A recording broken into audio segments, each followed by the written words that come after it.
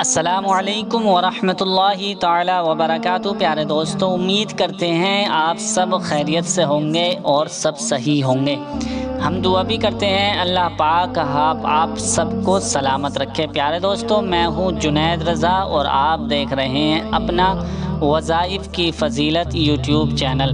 پیارے دوستو، آج ہم آپ کی خدمت میں لے کر حاضر ہوئے ہیں بہت ہی پاورفل وظیفہ، بہت ہی خاص وظیفہ، پیارا سا وظیفہ۔ یہ سورہ یاسین شریف کا وظیفہ ہے۔ پیارے دوستو، یاسین شریف کو ہر انسان جانتا ہے، ہر مسلمان جانتا ہے کہ قرآن مقدس کی بہت خاص صورتوں میں بیان کیا جاتا ہے، اور حدیثوں میں اور روایتوں میں اس کو قرآن شریف کا دل بھی کہا جاتا ہے۔ پیارے دوستو، یہ وظیفہ صرف اور صرف سننے کا وظیفہ ہے اور اس کے فضائل بہت زیادہ بڑے ہیں۔ پیارے دوستو، اس وظیفے کے بعد آپ غور سے سن لیں کہ اس وظیفے کے بعد بالخصوص دعا کی جائے گی، کیونکہ سورہ یاسین شریف کا وہ وظیفہ ہے جس کے بعد جو دعا کی جائے اللہ تعالیٰ اس کو رد نہیں کرتا، بلکہ جو دعائیں کی جاتی ہیں اللہ تبارک و تعالیٰ اس کو قبول فرما لیتا ہے۔ پیارے دوستو، آپ سے گزارش ہے کہ آپ اس وظیفے کو سننے کے بعد ضرور دعا میں شامل ہو۔ آپ سب حضرات اس دعا میں شامل ہو، انشاءاللہ آپ کی تمام حاجتیں، تمام مرادیں، تمام دلی جائز تمنائیں پوری ہو جائیں گی۔ میرے بھائی میری بہنیں بہت سے کہتے ہیں کہ میری فلاں پریشانی ہے، میری دعائیں قبول نہیں ہوتی ہیں،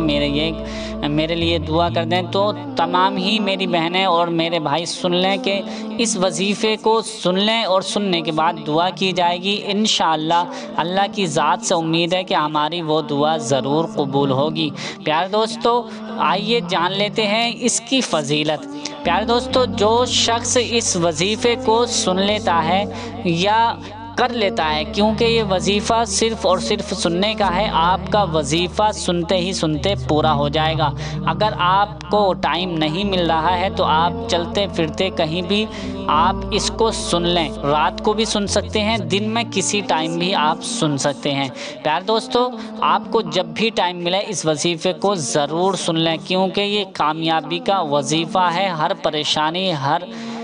دقت جو ہے وہ بالکل ختم ہو جائے گی، اور جو آپ کی تمنا ہیں، مرادیں ہیں، حاجات ہیں، مقاصد ہیں، سارے کے سارے پورے ہو جائیں گے انشاءاللہ۔ آپ سے گزارش ہے کہ آپ اس چینل کو ابھی تک آپ نے سبسکرائب نہیں کیا ہے تو آپ ہمارے چینل کو ضرور سبسکرائب کر لیں اور بیل آئیکن دبا دیں، ویڈیو کو لائک ضرور کر دیں۔ پیارے دوستو، آئیے ہم جان لیتے ہیں اور سن لیتے ہیں، کیونکہ یہ سننے کا صرف اور صرف سننے کا وظیفہ ہے۔ میرے پیارے بھائی، میری پیاری بہنیں بہت زیادہ پریشان حال ہیں، اور جو اس وظیفے کو سنے گا انشاءاللہ اس کی بہت جلد پریشانیاں بالکل ختم ہو جائیں گی، جو مقاصد ہیں پورے ہو جائیں گے، جو مرادیں ہیں وہ پوری ہو جائیں گی، جو دل کی تمنا ہے وہ بھی پوری ہو جائے گی۔ کسی بھی طرح کا کوئی مقاصد ہو، کوئی بھی مقصد ہو، پورا ہو جائے گا،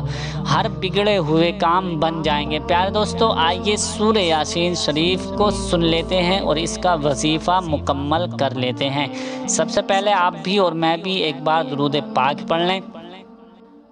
اللہم صلی علی محمد وعلی آل محمد کما صلیت علی ابراہیم وعلی آل ابراہیم انک حمید مجید۔ اللہم بارک علی محمد وعلى آل محمد كما باركت على إبراهيم وعلى آل إبراهيم إنك حميد مجيد۔ أعوذ بالله من الشيطان الرجيم، بسم الله الرحمن الرحيم۔ ياسين والقرآن الحكيم إنك لمن المرسلين على صراط مستقيم تنزيل العزيز الرحيم لتنذر قوما ما أنذر آباؤهم فهم غافلون لقد حق القول على أكثرهم فهم لا يؤمنون إنا جعلنا في أعناقهم أغلالا فهي إلى الأذقان فهم مقمحون وجعلنا من بين أيديهم سدا ومن خلفهم سدا فأغشيناهم فهم لا يبصرون وسواء عليهم أأنذرتهم أم لم تنذرهم لا يؤمنون إنما تنذر من اتبع الذكر وخشي الرحمن بالغيب فبشره بمغفرة وأجر كريم إنا نحن نحيي الموتى ونكتب ما قدموا وآثارهم وكل شيء أحصيناه في إمام مبين واضرب لهم مثلا أصحاب القرية إذ جاءها المرسلون إذ أرسلنا إليهم اثنين فكذبوهما فعززنا بثالث فقالوا إنا إليكم مرسلون قالوا ما أنتم إلا بشر مثلنا وما أنزل الرحمن من شيء إن أنتم إلا تكذبون قالوا ربنا يعلم إنا إليكم لمرسلون وما علينا إلا البلاغ المبين قالوا إنا تطيرنا بكم لئن لم تنتهوا لنرجمنكم وليمسنكم منا عذاب أليم قالوا طائركم معكم أئن ذكرتم بل أنتم قوم مسرفون وجاء من أقصى المدينة رجل يسعى قال يا قوم اتبعوا المرسلين اتبعوا من لا يسألكم أجرا وهم مهتدون وما لي لا أعبد الذي فطرني وإليه ترجعون أأتخذ من دونه آلهة إن يردني الرحمن بضر لا تغني عني شفاعتهم شيئا ولا ينقذون إني إذا لفي ضلال مبين إني آمنت بربكم فاسمعوا قيل ادخل الجنة قال يا ليت قومي يعلمون بما غفر لي ربي وجعلني من المكرمين وما أنزلنا على قومه من بعده من جند من السماء وما كنا منزلين إن كانت إلا صيحة واحدة فإذا هم خامدون يا حسرة على العباد ما يأتيهم من رسول إلا كانوا به يستهزئون ألم يروكم أهلكنا قبلهم من القرون أنهم إليهم لا يرجعون وإن كل لما جميع لدينا محضرون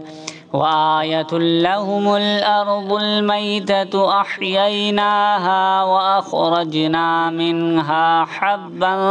فمنه يأكلون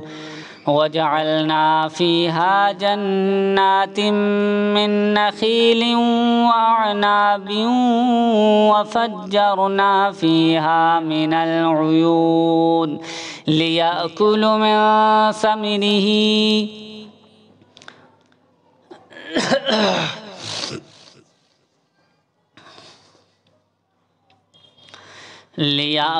من ثمره وما عملته أيديهم أفلا يشكرون سبحان الذي خلق الأزواج كلها مما تنبت الأرض ومن أنفسهم ومما لا يعلمون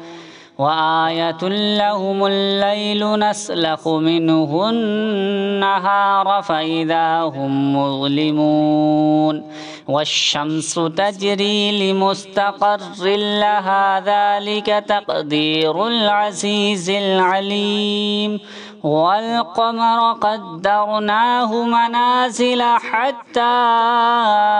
عاد كالعرجون القديم لا الشمس ينبغي لها أن تدرك القمر ولا الليل سابق النهار وكل في فلك يسبحون وآية لهم أنا حملنا ذريتهم في الفلك المشحون وخلقنا لهم من مثله ما يركبون وإن نشأ نغرقهم فلا صريخ لهم ولا هم ينقذون إلا رحمة منا ومتاعا إلى حين وإذا قيل لهم اتقوا ما بين أيديكم وما خلفكم لعلكم ترحمون وما تأتيهم من آية من آيات ربهم إلا كانوا عنها معرضين وإذا قيل لهم أنفقوا مما رزقكم الله قال الذين كفروا للذين آمنوا أنطعم من لو يشاء الله أطعمه إن أنتم إلا في ضلال مبين ويقولون متى هذا الوعد إن كنتم صادقين ما ينظرون إلا صيحة واحدة تأخذهم وهم يخصمون فلا يستطيعون توصية ولا إلى أهلهم يرجعون ونفخ في الصور فإذا هم من الأجداث إلى ربهم ينسلون قالوا يا ويلنا من بعثنا من مرقدنا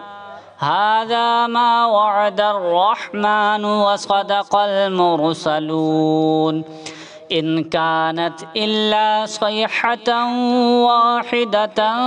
فإذا هم جميع لدينا محضرون فاليوم لا تظلم نفس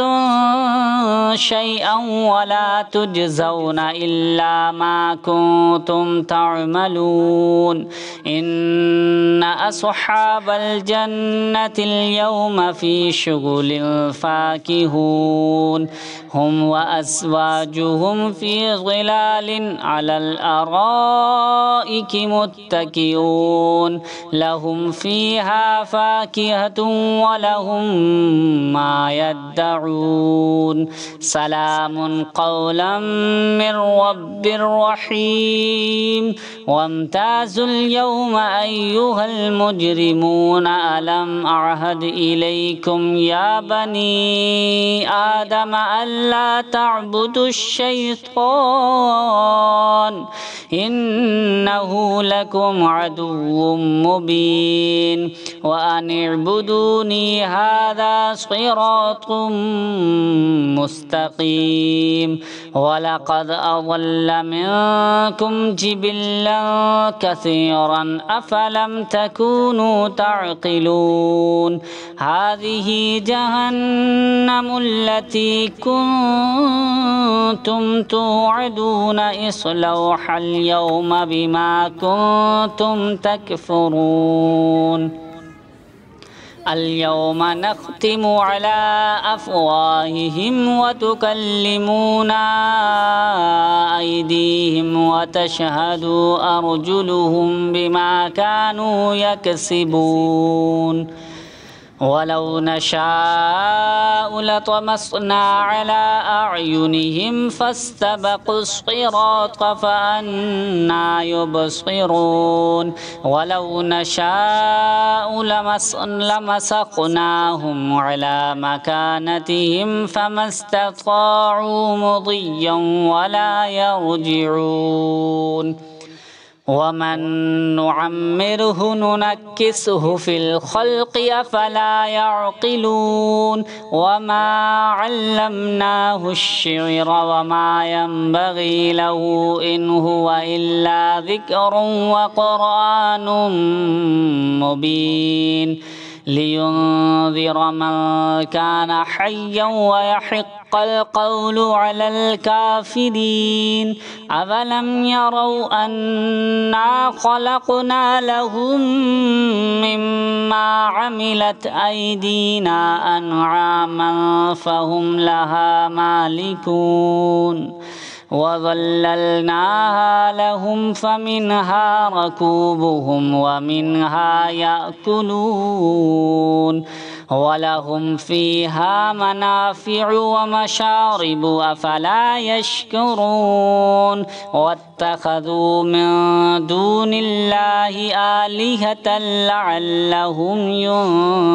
ينصرون لا يستطيعون نصرهم وهم لهم جند محضرون فلا يحزنك قولهم إنا نعلم ما يسرون وما يعلنون أولم ير الإنسان أنا خلقناه من نطفة فإذا هو خاصم مبين وضرب لنا مثلا ونسي خلقه قال من يحيي العظام وهي رميم قل يحييها الذي أنشأها أول مرة وهو بكل خلق عليم الذي جعل لكم من الشجر الأخضر نارا فإذا أنتم منه توقدون أوليس الذي خلق السماوات والأرض بقادر على أن يخلق مثلهم بلى وهو الخلاق العليم إنما أمره إذا أراد شيئا أن يقول له كن فيكون فسبحان الذي بيده ملكوت كل شيء وإليه ترجعون صدق الله مولانا العظيم। दोस्तों ये सूरह यासीन शरीफ का वजीफ़ा मुकम्मल हो गया है। अब बारी आती है दुआ की। प्यारे दोस्तों आइए हम सब मिलकर दुआ कर लेते हैं। और आपको पता है हदीस के मुताबिक हुजूर सल्लल्लाहु ताला अलैहि वसल्लम ने फरमाया जिस दुआ में 40 लोग इकट्ठा होकर आमीन कह देते हैं तो अल्लाह ताला 40 लोगों में से एक की आमीन को ज़रूर कबूल कर लेता है। और पता ना कब किसकी आमीन कब कबूल हो जाए। प्यारे दोस्तों आप आमीन भी ज़रूर कमेंट کمنٹس میں لکھ دیں اور زیادہ سے زیادہ اسے شیئر کریں تاکہ اور بھی اس سے فائدہ اٹھا سکیں اور ہمارے ساتھ دعا میں شامل ہو سکیں اور آمین وہ بھی کہہ سکیں۔ پیارے دوستو آئیے دعا کر لیتے ہیں۔ اللہم صلی علی سیدنا و شفیعنا مولانا محمد صلاۃ و سلام علیک یا رسول اللہ۔ یا اللہ پاک پروردگار عالم، ہم نے اور جو میرے بھائی میری بہنوں نے یہ وظیفہ سنا ہے، یا اللہ پاک پروردگار عالم ان کی تمام پریشانیوں کو دور عطا فرما۔ یا اللہ ہماری ہر حاجت کو قبول فرما، ہر تمنا کو کامیابی میں بدل دے۔ یا اللہ پاک پروردگار عالم جو مسلمان بھائی پریشان حال ہیں سب کی پریشانیوں کو دور عطا فرما دے۔ یا اللہ تو اپنے حبیب صلی اللہ تعالی علیہ وسلم کے صدقے طفیل سے ہماری ہر حاجات کو قبول فرما لے، یعنی ہماری ہر پریشانی دور کر دے، ہمارے جو بگڑے ہوئے کام ہیں ان کو بنا دے۔ یا اللہ جو ہماری تمنا ہیں مرادیں ہیں ان کو پورا کر دے۔ یا اللہ تو اپنے پیارے آقا پیارے حبیب صلی اللہ تعالی علیہ وسلم کے صدقے طفیل سے ہماری دعاؤں کو قبول فرما لے۔ یا اللہ ہماری دعاؤں کو قبول فرما لے۔ جن حضرات نے مجھ سے جس چیز کے لیے جس مقصد کے لیے دعا کے لیے کہا ہے، یا اللہ تمام کی دعائیں قبول فرما لے، تمام کے مقاصد کو پورا کر دے، تمام کی دلی جائز تمناؤں کو پورا فرما دے۔ یا اللہ ہمارا ایمان پر خاتمہ فرما دے۔ یا اللہ جو میرے بھائی بہنوں کے رشتے نہیں ہو رہے ہیں، یا اللہ ان کے نیک رشتے عطا فرما دے۔ یا اللہ جن بھائیوں کے جن بہنوں کے اولاد نہیں ہوئی ہے ان کو نیک صالح اولاد عطا فرما دیں۔ یا اللہ جو میرے بھائی میری بہنیں بیمار ہیں یا ان کے گھر میں کوئی افراد بیمار ہے، یا اللہ ان کو شفائے کلی عاجلہ عطا فرما دیں۔ پیارے آقا صلی اللہ تعالی علیہ وسلم کے صدقے طفیل سے ہماری دعاؤں کو قبول فرما لے۔ یا اللہ ہمیں کامیابی عطا فرما دے۔ یا اللہ ہمیں کامیابی عطا فرما دے۔ یا اللہ ہمیں کامیابی عطا فرما دے۔ اس دعا کو پیارے آقا صلی اللہ تعالی علیہ وسلم کے صدقے طفیل سے قبول فرما لے، قبول فرما لے، قبول فرما لے۔ ان اللہ و ملائکتہ یصلون علی النبی یا ایھا الذین آمنوا صلوا علیہ وسلموا تسلیما۔ اللہ رب محمد صلی اللہ علیہ وسلم، نحن عباد محمد صلی اللہ علیہ وسلم، صلاۃ و سلام علیک یا رسول اللہ، برحمتک یا ارحم الراحمین، حق لا الہ الا اللہ محمد الرسول اللہ صلی اللہ تعالی علیہ وسلم۔